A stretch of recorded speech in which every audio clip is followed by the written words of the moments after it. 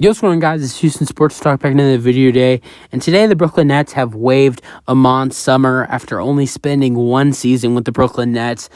They waived the point guard / shooting guard after playing 53 games with them this season and starting in 12 of them and doing really solid. I mean, in my opinion, in basketball and maybe even the NFL as well, or football in general, I believe in definitely. I don't know. I'm an NFL fan, but I think an ACL injury or other injuries are pretty bad for football. Concussion. No, honestly, concussion is probably the worst injury in football. But for basketball, I think an Achilles injury and tearing Achilles in basketball, in my opinion, is the worst injury in basketball, and that is what he was coming off of. I thought he played solid basketball with the Brooklyn Nets last season for a guy who was coming off of that injury in the 20.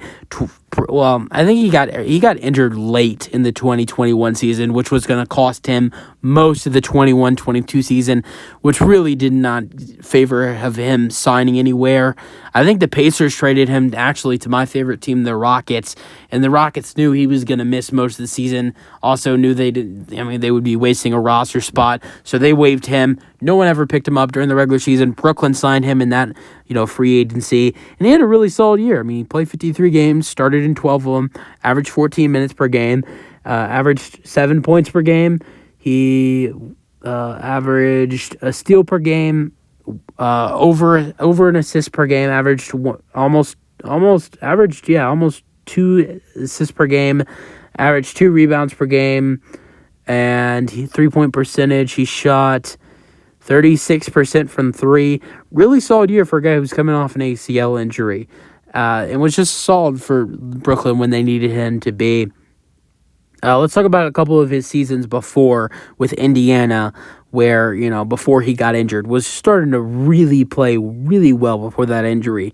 Mostly off the bench, but 53 games, 24 starts, 16 minutes per game, near 8 points per game, basically 8 points per game, a steal per game, 1 assist per game, 2 rebounds per game. His 3-point percentage was 40%. He was playing way better. I mean, Brooklyn was okay, but he was playing more with Indiana, shooting the ball better with Indiana, scoring a little more with Indiana, and was playing better basketball with Indiana before his injury. The 1920 season, he averaged 5 points per game, 2 assists per game, 2 rebounds per game, and 3-point percentage was 27%. So his 3-point percentage, in his early years in the NBA, his 3-point percentage was really bad. 18-19, 26%. 19-20, 26% again. But then he started getting those higher numbers. 2021 had 40% from 3. This season, say 36%. So in the 2021 season and the 22-23 season, his 3-point percentage got way better. But he averaged 5 points per game that year and was solid. And, that was when he started to, play more a little bit. Played 31 games and 3 starts in that season in 1920. But that next year in 2021 was where he started to really play even more and started to play better. But sadly, then he was, tore the Achilles and then didn't play at all in the 21-22 season. And then Brooklyn took a chance on him, and he did pretty well. But I think Brooklyn, they've picked up some guards this offseason. Dariq Whitehead with the 22nd overall pick.